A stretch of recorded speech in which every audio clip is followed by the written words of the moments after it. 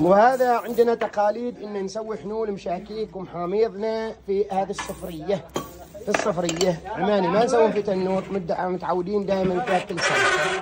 اللهم صل وسلم، اللهم صل وسلم والصلاه والسلام وزد وبارك عليه. وهذا المحاميض الناس ما يعرفوا كيف المحاميض.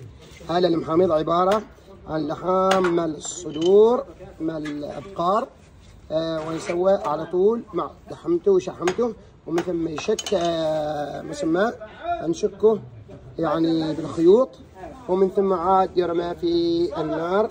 طبعا نبدي نصفف بالطبع، سوينا لنا ذاك الحطب، من ثم نسوي ويش، نسوي الومنيوم عشان الدهون يكون ما يلحق المحاميض. وفي البدايه بالطبع نصفف المحاميض.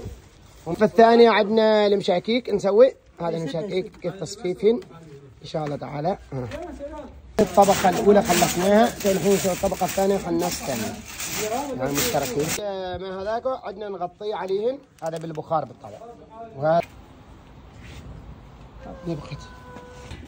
وهذا الحمد لله. وبدينا الرحمن الرحيم. وحان وقت بالطبع مشاكيكنا ومحاميضنا قلنا لكم احنا نسوي عن طريق البخار في الصفريه باللغه العربيه. وهذا بالحمد لله رب العالمين. بسم الله، اللهم صل وسلم وزد وبارك عليه، اللهم صل وسلم وزد وبارك عليه. بالطبع هذا المشاكيك شوفوا ما شاء الله عليهم مضيقات وما فيهن شيء ولا محترقات ولا حاجه. والثاني المحاميض، هذا المحاميض اللي ما يعرف المحاميض وما شاء الله عليهن. نفس يقولوا الواحد ما مضيق ولا مضيق. هذا المشكاك خذيت منه ها وها ما شاء الله. ها اللهم صل وسلم.